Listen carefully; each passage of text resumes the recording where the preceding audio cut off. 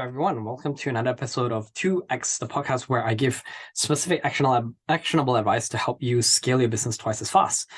For today's topic, I want to talk about imposter syndrome. So this is more of a personal topic that applies both to you as a founder, as a leader, and not so much for the business, but you will find that your co-founders, your employees might also be facing this syndrome, and this might help. This topic itself, this conversation might help you with addressing it so that you can either get people to speak up, be more involved, and kind of perform their best. So let's dive right into it. What exactly is imposter syndrome? So if you're hearing this for the first time, imposter syndrome is basically the notion that some people feel that they are imposters. They feel that they're not good enough, that they're not qualified enough on a topic. And I'd say this is very closely related to the Dunning-Kruger effect, where the more you know what you don't know. That's why experts often feel like they're very ignorant, although they are usually more qualified than others. And on the flip side, you find people who don't know a lot of information to be overly confident. So this is something that everyone faces. It's not just the person who is your average Joe who doesn't have a lot of experience. Even the best of us suffer from imposter syndrome. A quote from Albert Einstein. He once said, "The exaggerated esteem in which my life work is held makes me feel ill at ease. I feel compelled to think of myself as an involuntary swindler." So even the best of us are privy to it. And it holds us back in many ways. Holds us back personally, but it also holds us back from kind of giving value to others as well. So on the personal side, it prevents us from sharing ideas. It prevents you from taking action, starting new projects. It prevents you from asking for promotions or applying for a job, which you could probably do a pretty good job with. And then on the other side, on the social side, because you're holding yourself back, you are naturally holding others back as well, because you're not giving as much. You're not putting that value out there. You can't be there for those people around you. And some of that negative energy can also rub off on other people, causing them to also doubt themselves. So the first step to really starting to fix it is to recognize it, because you can't address it if you are not aware of it, right? So how do you start to recognize it? I'd say imposter syndrome comes in the form of many different thoughts. So for example, if you're thinking things like, I'm not good enough, or I can't afford to fail, or I was just lucky that last time, or it wasn't a big deal. I don't think I can do it. I want to make sure I'm an expert before I really get started. I want to make sure it's perfect before I release it. What will others think of me if they found out that I'm not actually doing it properly? Those kind of things. So not to say that you're deliberately being fraudulent or trying to lie to your customers, but if you're catching yourself thinking some of those thoughts, it might be that you are facing imposter syndrome for whatever you're working on. So how do you start to tackle it? How do you start to approach it? I'd say step number one is we need to have a shift of mindset. We need to redefine what certain things mean to us in order to be able to see ourselves less as an imposter. So first of all is redefining what it means to be an expert. And related to that, redefining quote unquote perfectionism as well. What do we see as being perfect, or what do we see as success? So on the expert front, focusing less on the qualifications of an expert, but instead starting to pay attention more on things around the value piece. Are you actually creating value? Do you actually have something meaningful to share? Are you able to actually help someone, as opposed to the tangible aspects of expertise, right? Credentials, this and that. Because I've seen many people out there who are doing an amazing job, and not saying that anyone should just go out and do it, because obviously, for example, if you want to be a heart surgeon, you need to be certified to be a heart surgeon. But on the flip side, there are many amazing, business coaches, many amazing social media people who did not receive formal training in, let's say, coaching or social media management or doing marketing. But if you have something of value, either a framework, process, a new theory, put yourself out there. So start to think about, what does it mean to be an expert? It's not just about having the qualifications, because if you have the qualifications, you could still be in a situation where you're just like everyone else and you don't have anything meaningful to add. But if you believe that you honestly believe that you have something of value and that you can help people, then do it. Number 2, redefining failure. I would say failure, the biggest thing to notice here is the word failure itself is misleading because it is kind of a catastrophic term. When you think about a project failing, your business failing, you think it's the end of the world, right? So first of all, recognize that everyone makes mistakes. And even if you don't make mistakes, even if you are perfect, there will still be some things that are outside of your control. Maybe it's external factors, it's other people around you, it's the environment, the marketplace that might prevent you from achieving your definition of success. So failure, I would say, only really happens when you give up. If you haven't given up, you have not failed. You have instead, the other word to use is you've made a mistake. You haven't failed. And the nice thing about redefining failure as mistakes is that you learn from your mistakes. And if you make a mistake, you can always try again, right? So only if you've never learned anything or only if you've truly given up do you actually fail. Otherwise, pivot, take a detour. Your destination is still the same. You are just changing your approach. Think about what you've learned, reapply it, and try again. Related to that, what is your definition of success? I talked a bit about that when we talked about defining what it means to be an expert. Are you having unrealistic expectations of what success looks like? What are your metrics that you're aiming for? What do you think success has to look like? If it's unrealistic, if you're not being honest, then maybe you're seeing that you're failing constantly because you're always not meeting that definition of success. Maybe it's just too difficult. And lastly, not letting the pressure of failure prevent you from enjoying the process. So whatever the journey to quote unquote success that you're seeking out, even if your definition of success is really ambitious, learn to enjoy the process, learn to enjoy that journey. So one exercise that you can do that might help you with redefining failure is journaling. Start to document some moments of failure and try to identify what caused that failure. And you might find that you are often not the sole cause of it.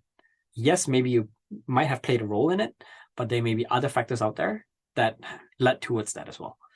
So like I say, all said and done, even if you do everything perfectly, there are still certain things that you can't control. So learn to be comfortable with that. And number 2, luck. Let's talk a bit about luck. So oftentimes this in the form of imposter syndrome is when you feel that, I was lucky the last time. That was the only reason why I succeeded and I won't be able to do it again, kind of thing, right? Yes, luck matters, but I'd say it's only a small part of the equation. So the best way to think of how luck plays a role is if there's a graph towards success where, you start out on the bottom left and you still slowly climbing up the graph, going towards the right side where you see some form of success. Luck determines where you start on the mountain, right? But you can control the slope of that graph. Luck gives you the opportunity, but you can still botch it. You can still screw it up. If you meet an ideal investor for your business, great, you're lucky. But if you did not prepare yourself well enough, let's say if you don't know investment lingo, you come across too strong, you're too pushy, that could ruin that relationship with that investor and screw it up. So even if you're lucky, you could still make a mistake and not get the opportunity. Instead, focus on creating luck. And what do I mean by creating luck? So I'd say 4 things. Number 1, start to build your skills. Start to put yourself in a position where you can take full advantage of those opportunities when they do come your way. Number 2, build awareness, because you need to be able to recognize those opportunities and act on them when they do happen. So go out there, put yourself in situations where you can either evaluate and see how other people are seeing success, do case studies, read up, and just learn to identify opportunities in your space, right? Try to build that awareness muscle. Number 3, try to understand more about yourself. Identify your own personal values, your mission, your vision, because once you can do that, you can align the opportunities to your mission, your values, and that will help you get closer towards your goal much more quickly. So lastly, create that situation where luck will more naturally occur. And how do you do that? It's by cultivating your network, building that network. So surround yourself with people who are in your space, who are doing the things that you want to do, people who are ambitious, people who are willing to learn. And the more you do that, the more you find that you're in the situation where those serendipitous moments will happen. So yeah, just take that chance and don't worry too much, and try to engineer and design a situation where you can create more opportunities to have luck happen more often. Another thing I want to talk about is kind of building that resiliency muscle, because as we work on different projects, as we work on new projects, we tend to worry about failure too much. And when we do see success, I find especially entrepreneurs, they tend to rush off to that next peak. So instead, take the time, celebrate the moments of success instead of constantly pursuing that next milestone. And this will really help you build your mental resiliency and help you become more confident instead of always feeling that you're not the right person for the job. Another thing I want to talk about is the topic of perfection. I quickly alluded to it before when we were talking about what success looks like. And on the topic of perfection, I would say, the favorite quote that I have is from Winston Churchill. He says, "Perfection is the enemy of progress." So what you do, focus instead on progress instead of perfection. Focus and aim instead at being good enough. And what do I mean by good enough? It doesn't mean that you should be satisfied with substandard work. For good enough, you're good enough when you are, number one, creating value. Are you actually doing something that will genuinely add value to someone or to the marketplace, to the environment, whatever it is? Number two, are you actually solving a problem? Or maybe if it's not a problem that you're trying to solve, are you addressing a need? Or if you're trying to communicate a message, was it conveyed, right? Were you able to convey the intended message? Number three, is whatever you're doing on brand, both personal and business, with your personal mission and values, as with your business mission and values as well. Number four, something, if you really want to get this far, again, you don't have to go through every checklist, but the more you have, the more it helps you build the confidence as well. So number four is the quality of your work consistent with, or at least above, the quality of some of the work that you've done previously. If you know that you've done better than you have before, then yes, it's good enough. It doesn't need to be perfect. And then lastly, if you again really want to stretch yourself, then is this something that is this piece of work that you're doing acknowledged and approved by other qualified peers? Obviously, if other qualified peers that you look up to, if they approve it, then you're onto something. It doesn't need to be absolutely perfect in your definition, as long as you are taking that step, taking that leap, then you are working towards it. Because like I say, at the end of the day, if you are making progress, no project is ever or should ever be a static project. It's always dynamic. It's always a work in progress. And if you focus on progress, you can always improve upon it. Make sense? So be comfortable with those imperfections. You can always work on improving things over time, right? Don't need to wait until your app is perfect before you launch it. You can always make those improvements after you launch as well. So yeah, whatever you're trying to do, launch, start, just go ahead and do it. Another thing that comes to mind when you think of the imposter syndrome is the fear of outside judgment. And it often comes because we worry that people will catch us and call us out and say that, oh, you know what, this wasn't good enough, or you're not the right person for it. And I would say at the end of the day, people will judge. There's no way to avoid it. So people do judge. And, so what? Who cares? The only person who really matters is you. It doesn't matter if other people are judging you. It only matters if you achieve the result that you are looking to achieve.